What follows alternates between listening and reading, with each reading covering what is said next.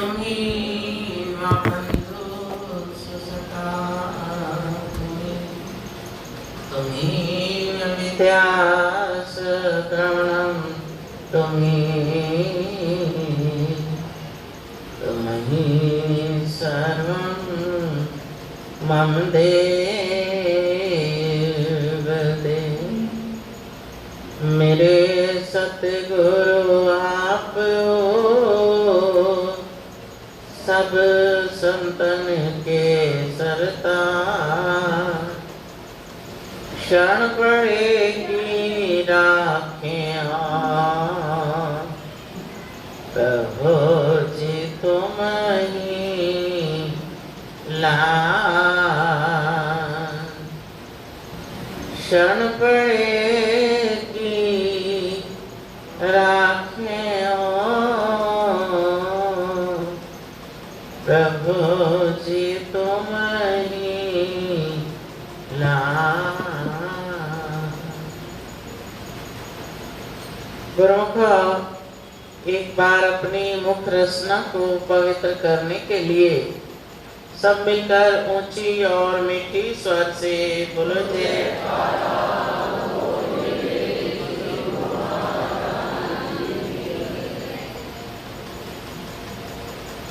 गुरुमुख श्री रामायण का ये वचन है,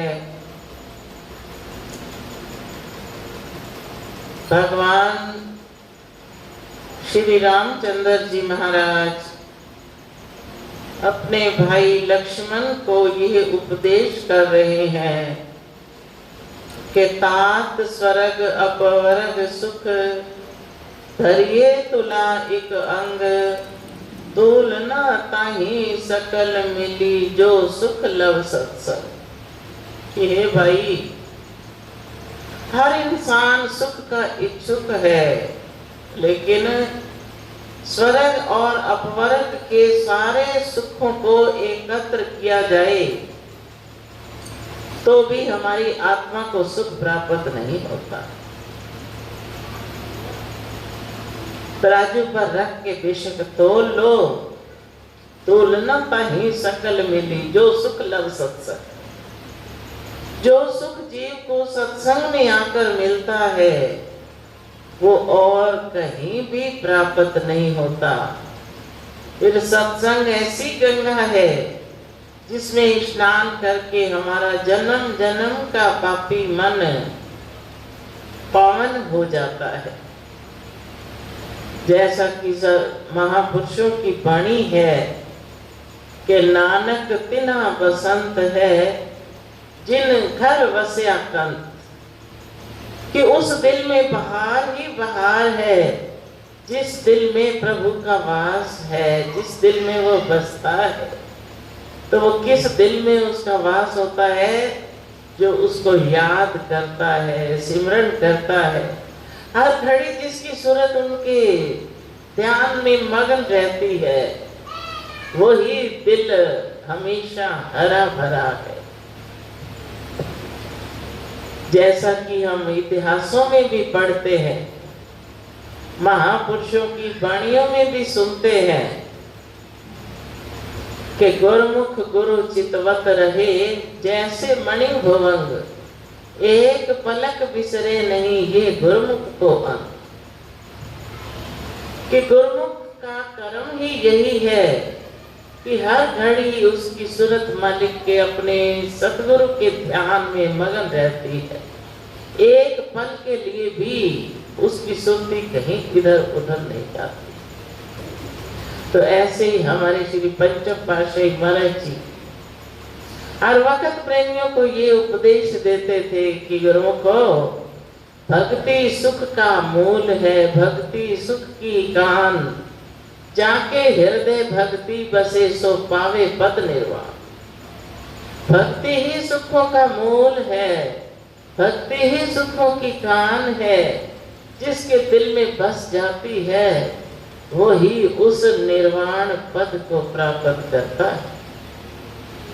हम पुराने इतिहासों में पढ़ते हैं कि शबरी अपने गुरुदेव की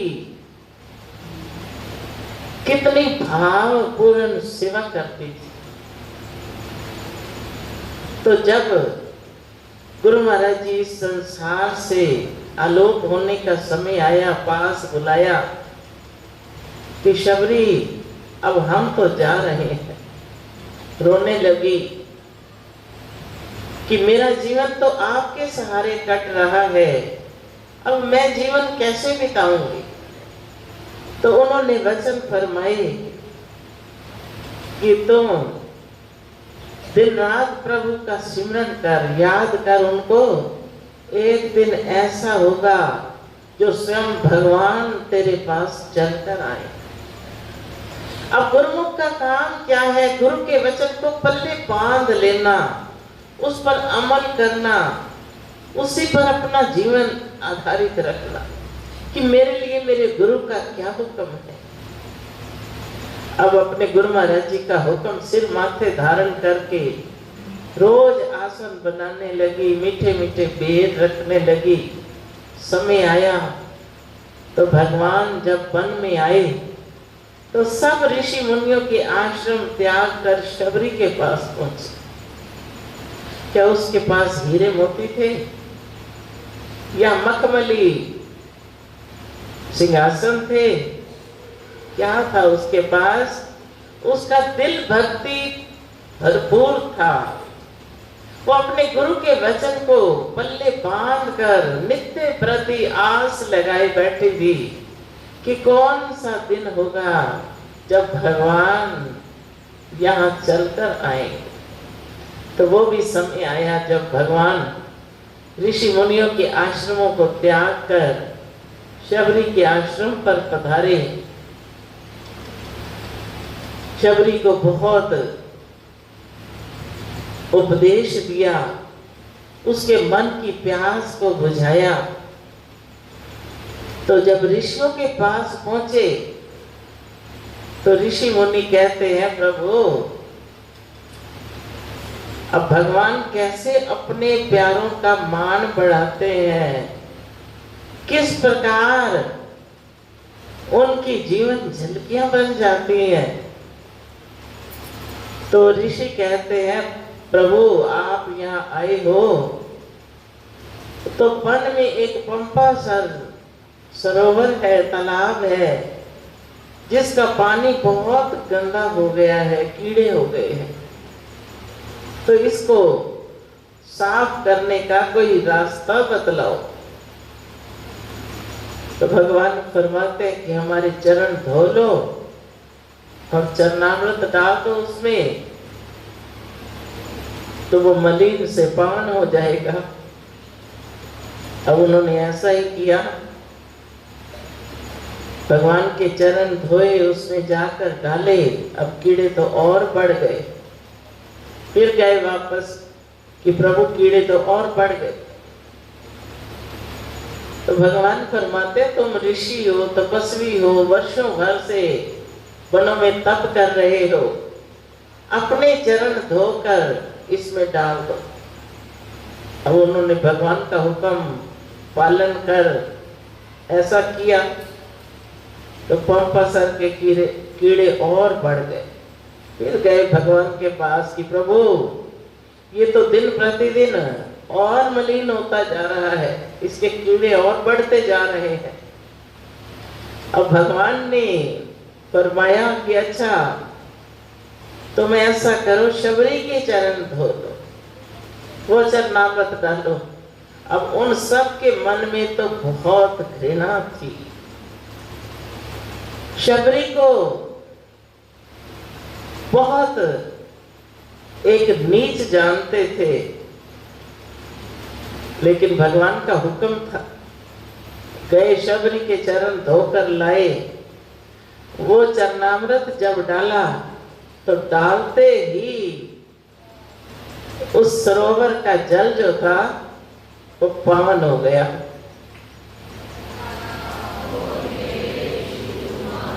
पंपा ऐसे पावन हुआ कि उसका जल अति निर्मल हो गया।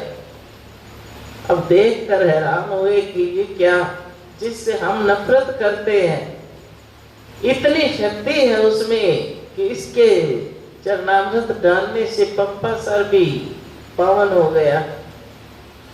तो भगवान युग युग में अपने प्रेमियों का मान बढ़ाते चले आते हैं। 2 जून के त्योहार पर हमारे श्री श्री 108 श्री सतगुरु दाता दयाल जी श्री चतुर्थ पातशाही जी का पुण्य दिव्य ज्योति दिवस होता है। तो उनकी झलकियां अनोखी। एक बार साधु वेश में कहीं जा रहे थे, एक भगत भी साथ था, किसी कार्यवश जा रहे थे, बस का सफर करना था, बस पर चढ़ गए। वो भगत भी बस पर चढ़ गया। उस भगत ने देखा कि सामने कोई आ रहा है जो बस को रोकना चाहता है। कहता है, शीघ्रता से आ जाओ गुरुमुख, जल्दी चढ़ जाओ बस पे। अब वो जल्दी से आ गया, बस पर चढ़ गया। तो जब आगे पहुंचे तो श्री गुरु महाराज जी ने फरमाया कि ऐ प्रेमी, वो जो आदमी बस पर चढ़ने के लिए भाग रहा था और आपने उसको बुलाया और ये पुकारा कि आओ गुरुमुख, जल्दी से चढ़ जाओ, क्या वो गुरुमुख है? तुम्हें गुरुमुख का अर्थ पता है कि गुरुमुख किसे कहते हैं? गुरुमुख का दर्जा तो बहुत ऊंचा दर्जा है। जिस प्रेमी को गुरु की शरण मिल जाती है, उसके ना जाने कितने जन्मों के पुण्य फल उदय होते, तब वो गुरु की शरण में आकर गुरुमुख बनता है। लेकिन तुम उसको बिना जाने पहचाने गुरुमुख बुला रहे थे। जैसे भजन में भी लिखते हैं कि गुरुमुख सुचे लाल, सेवा कर दे श्रद्धा नाल, भागा नाल मिले। गुरुमुख सुचे लाल, सेवा कर दे श्रद्धा नाल। कई जन्मा दे पुण्य होवन पा, पुरानी सेवा मिल दिए।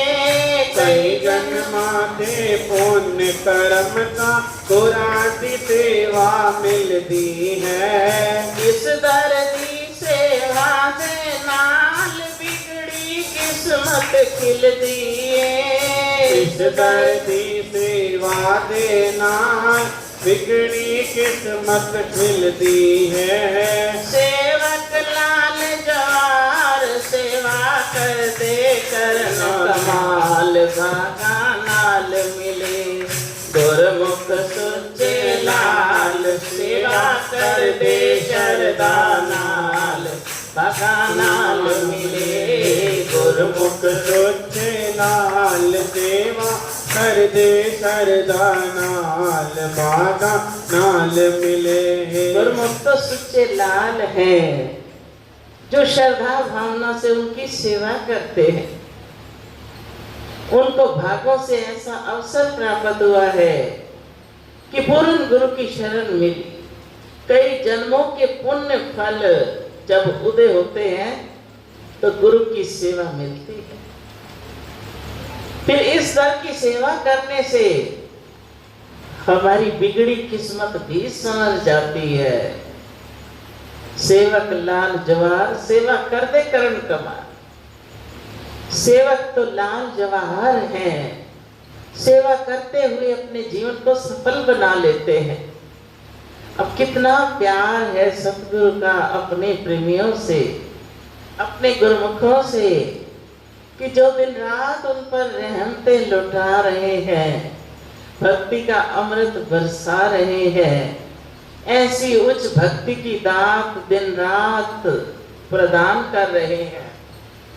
तो इसलिए फरमाते हैं कि भक्ति तो सुखों का मूल है, सुखों की खान है। कि भक्ति कहते किसे है? सेवा और सिमरन ही भक्ति है। जो दिन रात हमारे प्रभु हमें याद कराते हैं कि कहीं प्रेमी भूल ना जाएं, कहीं गुमराह ना हो जाएं। वो रोज रोज हमें ये पाठ पढ़ाते हैं कि सेवा करो सिमरन करो, सेवा करो सिमरन करो। कि प्रेमी गुरमुख जब सिमरन करते हैं, उनके बताए हुए भक्ति के नियमों पर चलते हैं, सेवा में अपना मन लगाते हैं, तो उनका जीवन सफल हो जाता है और सतगुरु की भी प्रसन्नता प्राप्त करते हैं। तो धन्य है ऐसे प्रेमी जिनको ये ऊंचा दरबार मिला, सतगुरु का सच्चा प्यार मिला। कहीं गफलत में हम अपना समय ना हाथ से खो दें। एक एक क्षण बड़ा कीमती है। हम कहते हैं आज नहीं कल चले जाएंगे सत्संग में, फिर चले जाएंगे। ना जाने उस वक्त कोई ऐसा वचन हमें मिल जाए कि जो हमारे जीवन की काया ही कल्प कर दे। तो इसलिए कभी भी गफलत न करें, आलस न करें। नित्य प्रति प्रभु के वचनों को सन्मुख रखकर उनके हुक्म पर चलते जाएं, हमारा जीवन सफल होगा और सतगुरु की अपार रहमत बरसेगी। बोलो जयकारा।